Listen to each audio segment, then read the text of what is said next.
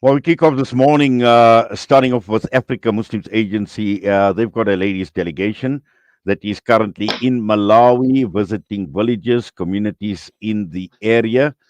And we're joined by one of the members of the ladies delegation. We've got Sister Fatima Seedat with Africa Muslims Agency.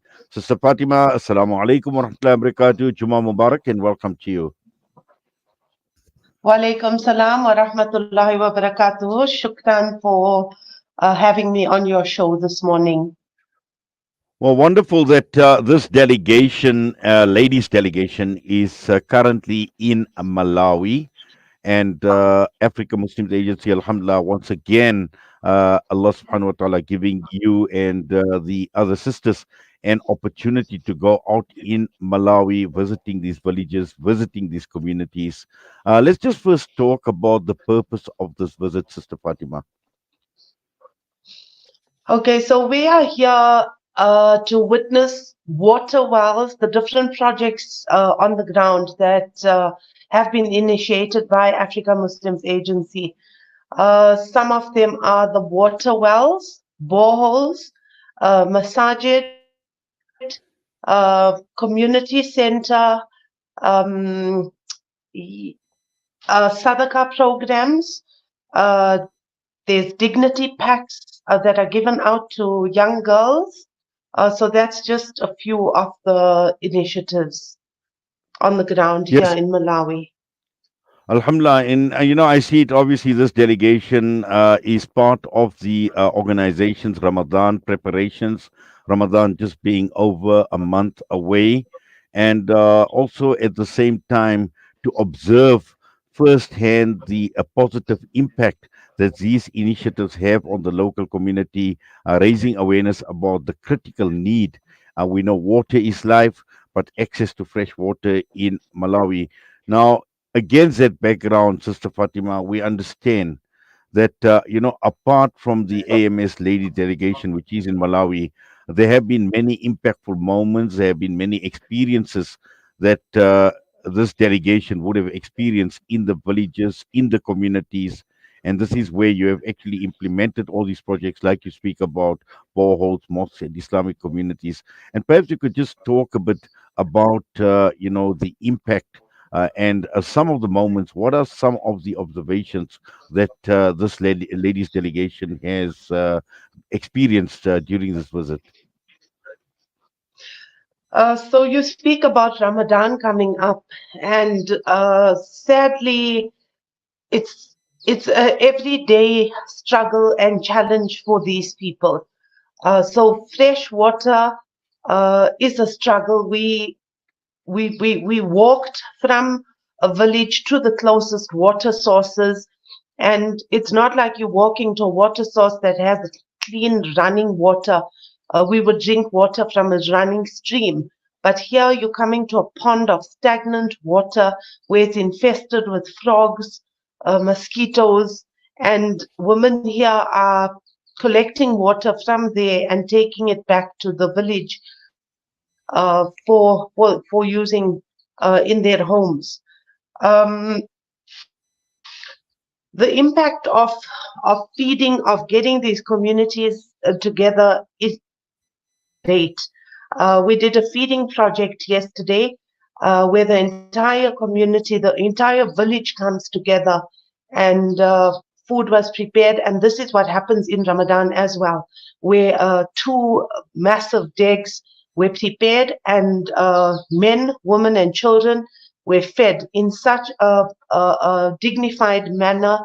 They sit down, they wait for all the meals to be dished out, and the leader of the group then makes a dua, and then everybody then starts eating. And this is over 100 people.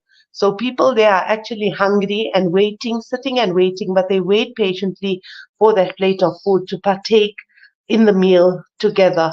So it was very, very incredibly heartwarming, and I can just imagine this in Ramadan. It's incredible. Yes, Sister Fatima. In fact, I'm actually just looking at the pictures and some of the visuals that are coming through, and this obviously speaks volumes. These pictures tell us a lot in terms of the need, and also at the same time, the key issue here is to continue sustaining these people. And again, you mentioned the access to clean water, and again, we're talking about water wells, we're talking about boreholes, and I'm sure this access to clean water through these water wells, through these boreholes, has impacted greatly on the daily lives of these communities in Malawi. Absolutely. So we have witnessed so many water wells, boreholes, and it was really really amazing to see. We used the borehole ourselves. We drank water from the borehole, from the well, and it's Alhamdulillah, it's good, fresh, clean drinking water for these people. So that was really really something good to see. The cost of a well is 16,500, and I think I've been doing it for the last 7 years, where I've promoted the water wells. So coming to see it at the end was just an amazing experience for me, because donors trust me with this, and they give me this. They pay for the water well, and for me to now show them a video and say, here, this is one of your water wells, and this is how it's benefiting the community. Obviously, we couldn't visit every water well that a donor of mine has given, but you see one and you know the benefits for the entire community here. Hmm. Sister Fatima, just from your observations, and I'm sure many of the sisters who are there with you may have had many noticeable observations, but just your mere presence as Africa Muslims Agency in these villages, in these communities, how does this actually contribute to other issues like, for example, a sense of empowerment, the unity, the social cohesion amongst these residents? I think they were very overwhelmed when they saw us, uh, knowing that there are people out there, that there are Muslims out there who care for them and who are supporting them. I think that makes a huge difference. Uh, I wish we could reach out to every single person here. They are such a humble, beautiful nation. They are so warm. They are so welcoming. They smile. They um, they don't have they don't have anything. When you walk into their homes, they have nothing. Yet they smile. So the test is ours, because they are content. They know no other life. This is their life. This is how they live. This is how they were brought up. If they don't have food, they're eating flying ants, or they're cooking pumpkin leaves. Um, but the test is ours. The test is now ours. We have seen, we know the suffering, and what will we do about it? Hmm. You speak about pumpkin leaves and flying ants, and one obviously your mind actually boggles when you hear about this. That this is a state of people on our very own continent, and this is where Africa Muslims Agency, and we are blessed that Allah Subhanahu wa Taala has chosen people from within our communities, people that take this humanitarian effort, this relief effort very, very seriously. And considering this widespread impact that AMA is having at this point in time through its initiatives, not only in Malawi, but I suppose in many other African countries where the situation may be similar or it may be even worse.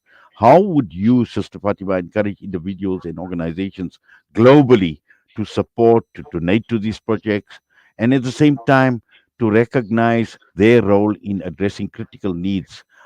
For example, you mentioned drinking water. I'm looking at the video, at the visual once again, and I see a masjid in the background, establishment of religious facilities, and just generally advancing community development across this entire African continent.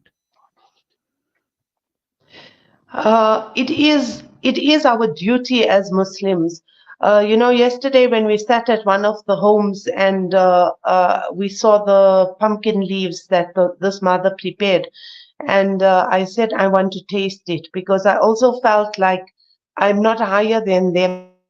We are all equal, and I thought, let me taste it to show them we have no pride. And honestly, I could not even swallow that. It was really, really a moment for me that hit me so hard, and I cried. And someone asked me, why am I crying? And I said, I'm crying because we are ungrateful, we are wasteful, and we don't think uh, too deeply about other people. Yes, we help, we reach out, but honestly, it's time for us to know our purpose in this dunya. We are put here for a purpose, and we need to fulfill the purpose and the obligation. And we need to reach out to these communities, to these people who are suffering, who I can't say even less needy than us. They are so, so, so, so needy. We have so much in comparison to what they have. So it's time for us to reach out, to give our time, to give our money, to donate, to do whatever you can to assist communities in Africa, whether it be in Gaza, Lebanon. We always say charity begins at home. And when you look at these indigenous people and you look and you think that these are, they are human beings just like you and I, and the country is so underdeveloped, so they don't have access to so much. So inshallah, that's my message, that we all need to make a difference and to do what we can in our capacities, and we need to push to that limit. We need to do as much as we can while we have the opportunity, while we have time in this dunya. What you're saying is very, very true, Sister Fatima. And with Ramadan just over a month ago to go, and we know that within our very own homes, the preparations for Ramadan is gaining momentum already. And you know it, and I know it, and I think most of us know it by now.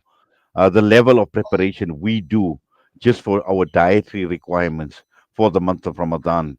And sometimes we even tend to go overboard. We just overdo a lot of things in this month of Ramadan. And I think it's important because I know AMA will be preparing for the month of Ramadan, will be preparing for Ramadan both locally on the African continent and also everywhere else is needed. You mentioned Gaza as well, and we all shudder to think with the situation currently in Gaza as well. What Ramadan or what kind of Ramadan are the people in Gaza going to experience this year around, which is even a thousand times worse than many of the other Ramadans that they've experienced. So these are all things that we need to start thinking about. This is food for thought for us, for Sister Fatima. Absolutely, absolutely. It's something that we should be uneasy in the world that we're living in right now. I think all of our hearts are uneasy, and we must not only look at certain communities. And this hit me here in Malawi. We should not only look at Gaza. I mean, that tears our hearts, but look at other communities because they are also human beings. They are also children. You look at the children's eyes here, and I said the African children smile. They naturally smile, but there's a lack of that sparkle in their eyes. There isn't that sparkle in their eyes. So really, it's time for us to look far and wide, and to open our hearts and to open our pockets and to dig deep and to fulfill our purpose in dunya. Certainly. Just for people wanting to contribute, Sister Fatima, and I'd like you to make that appeal right now in terms of for people to contribute, but also more importantly, how do they go about it? Who do they contact? So they can go onto our website, www.africamuslimsagency.co.za. They can contact any of the ladies privately. via Instagram. But if they go onto the website, that's the best platform, and they can contribute. The other thing that I want to say is, like, when it comes to water well, which is 16,500 Rand. So someone might say, I don't have that amount. We open a link for you. Example, Marhum Fatima, whatever, and the family receives that link, and that link goes out to each person. So a person can put in 50 Rand into the link, they can put 1,000 Rand into the link until the link is complete, and we then begin the process of building the water well for that marhum, or for that person, if you're gifting it to someone or whatever the case is. So with Africa Muslims Agency, you'll see our links. Your donations can be as little as 50 Rand, 500 Rand, 5,000 Rand, 50,000 Rand. There's no restriction. So, inshallah, every person has the opportunity to donate and to make a difference. Well, Sister Fatima, Allah subhanahu wa ta'ala accept your efforts and everybody else associated with Africa Muslims Agency, and also all the other sisters who are with you as part of this delegation. Allah grant you safety as well. Allah accept, Allah reward your efforts. And once again, we do appreciate you taking time out and talking to us right from Malawi this morning. Assalamu alaikum wa rahmatullahi wa barakatuh, and have yourself a wonderful Jummah ahead as well. Shukran wa alaikum salam wa rahmatullahi wa barakatuh. Fatima Seedat, part of the sisters delegation that is out in Malawi this morning. And it is clear with the month of Ramadan coming up, and a lot that we need to start thinking about right now. And I think we need to make a concerted effort that we're going to set aside something, perhaps even if we cut down on our Ramadan preparations, cut it down by 10%, 20%, whatever percent you'd like to, and in any way whatsoever, and says, you know what, this year I'm going to set aside this money that I was going to spend for me and my family, and I'm going to set it aside for somebody else who is in need, for someone else who may not have food for suhoor, for someone who may not have food for iftar, for someone who may not have a drop of water to drink. All of this at the end of the day, and let us think about it. Let us consider this very, very seriously. And all it requires is a small sacrifice. Nobody is saying don't prepare your savories, don't do this, don't do that. But if we can just tone down a bit, just cut down a bit, and that will go a very, very long way in making a difference in somebody else's life. The time is just gone 8:30. We're going to go for a break. We come back. We will be focusing on Al Aqsa Week. We'll be embracing the essence of Al Aqsa Week and looking at a number of issues: unity in purpose, reflection, our commitment as far as Masjid Al Aqsa is concerned. And this morning, we'll be talking with Hafiz Sadiq Saeed.